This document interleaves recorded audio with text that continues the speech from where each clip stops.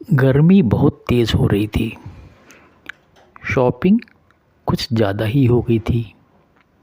शिखर सारे बैग्स और पैकेट दोनों हाथों में संभालता हुआ कार पार्किंग की ओर चल रहा था।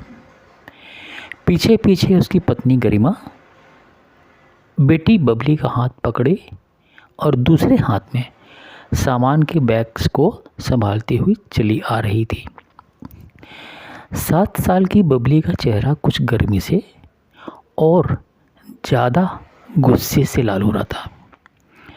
घर से निकलते समय शिखर और गरिमा ने बबली से गुब्बारे खरीदने का वादा किया था। शॉपिंग पूरी हो गई थी, वापस लौटने का समय हो चुका था, लेकिन अभी तक कोई भी गुब्बारे वाला नहीं दिखा था। गर्मी से तीनों हैरान परेशान थे। बबली तुनतुनाते हुए पैर पटकती हुई चल रही थी। गरिमा ने उसको समझाते हुए कहा, बेटा जैसे ही गुब्बारे वाला दिखेगा हम गुब्बारे ले लेंगे।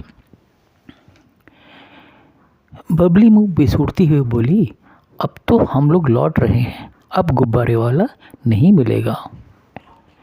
शिखर ने बबली को दुलार से देखते हुए कहा, बेटा कोई बात नहीं, गुब्बारे वाला नहीं मिलेगा तो हम अपनी प्यारी सी गुड़िया के लिए एक प्यारी सी गुड़िया भी ले लेंगे। नहीं नहीं, मुझे तो गुब्बारे ही चाहिए, बबली ने जिद करते हुए कहा।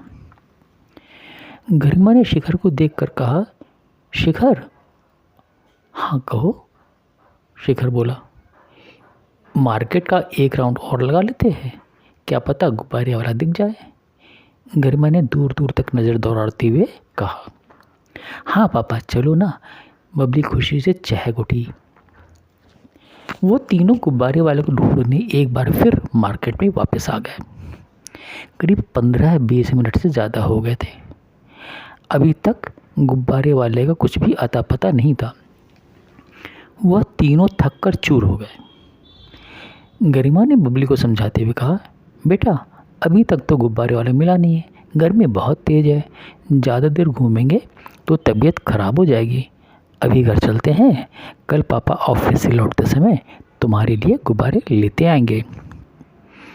बबली ने मुरझाए हुए चेहरे से गरिमा को देखा, फिर कुछ सोचती हुई बोली, ठीक है चलो, मगर 2 गुब्बारे लाकर ज़रूर देना। हाँ हाँ मैं 2 ले आऊँगा, शिखर ने प्यार से बबली का सिर सहलाते हुए कहा।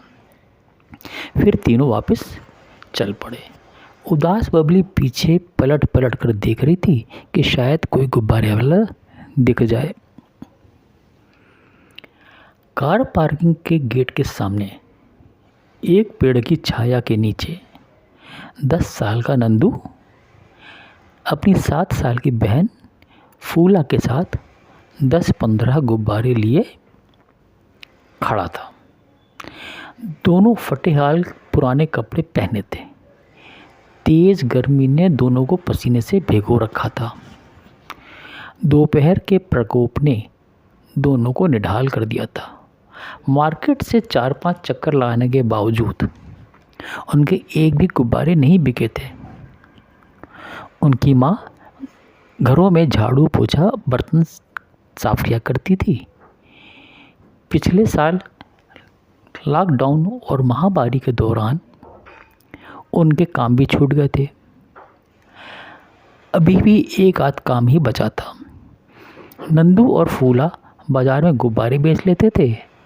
पिताजी थे नहीं, बस इसी प्रकार किसी तरह से पेट पल रहा था। नंदू ने फूला से कहा, चलकर बाज़ार में एक चक्कर फिर लगाते हैं, शायद कुछ गुब्बारे बिक जाएं और कुछ पैसे मिल जाएं। थकी थकी फूला अनमने मन से बोली, चलो चलते हैं। नंदू गुब्बारे का डंडा जिसमें गुब्बारे बंधे थे अपने नन्हे नन्हे कंधों पर उठाकर चल पड़ा। पार्किंग के गेट के पास पहुंचते ही उदास और मुरझाए चेहरे वाली बबली का चेहरा खिल उठा। वह खुशी से चहक उठी, पापा पापा वो देखो गुब्बारे वाला। शिखर और गरिमा ने देखा, पेड़ के नीचे से गुब्बारे वाले बच्चे ने लपक कर आशा भरी नज़रों से उनको देखते हुए कहा, गुब्बारे ले लो साहब, गुब्बारे ले लो मेम साहब, गुब्बारे ले लो। बबली सारे गुब्बारे देख रही थी, कितने सुंदर लग रहे थे। कोई लाल, कोई पीला, कोई हरा, गुलाबी और कोई बैंगनी, कोई दिल के आकार का, कोई चिड़िया के आकार का, कोई पूँछ वाले लंगूर और फूल के आकार का। बबली को सभी गुब्बारे अच्छे लग रहे थे। वह ललचाई नज़रों से सबको देख रही थी। शिखर ने पूछा, गुब्बारे कितने के दिए? अलग अलग रेट के हैं, कोई 10 रुपये का है, कोई 15 का है, नंदू ने कहा। बबली, कौन सा गुब्बारा लोगी? गरिमा ने पूछा। मैं तो सब लूँगी। गाड़ी की पिछली सीट पर गुब्बारे फैलाकर बीच में बैठूंगी। बबली ने दमकते चेहरे से आंखें चमकाते हुए कहा। शिखर ने हैरानी से बबली को देखा। बबली ठुनकते हुए बोली, ले लो ना पापा, सभी ले लो। सारे गुब्बारे बिकने की बात सुनकर नंदू और फूला की सारी थकान दूर हो गई। दोनों के चेहरे चमक उठे। नंदू बोला, ले लो साहब, सब ले लो, सारे 200 रुपये के हैं, आप 15 रुपये कम दे देना। अरे इतने गुब्बारे का क्या करोगी? गरिमा ने आश्चर्य से पूछा।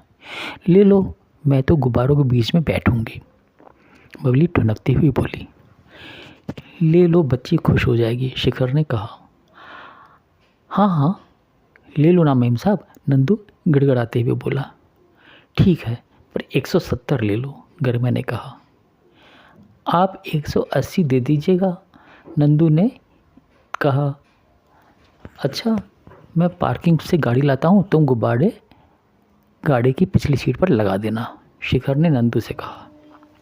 जी साहब, जी साहब, नंदू ने खुशी से सिर हिलाया। शिखर पार्किंग से गाड़ी लेकर आया। बबली पिछली सीट पर बैठ गई।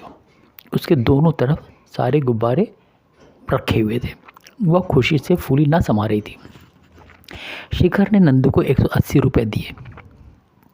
गरिमा ने गाड़ी में बैठते हुए पिछली सीट पर बबली को देखकर कहा, एकदम परी लग रही है हमारी बेटी, गुब्बारों के बीच में कितनी अच्छी लग रही है। शिखर ने गाड़ी स्टार्ट की और गाड़ी घर की ओर चल पड़ी। गुब्बारों के बीच बैठी बबली की खुशी का कोई ठिकाना नहीं था। उधर चिलचिलाती धूप में डामर की काली तपती गर्म सड़क पर चलते नंदू और फूला ने अपनी झुग्गी की तरफ दौड़ लगा दी।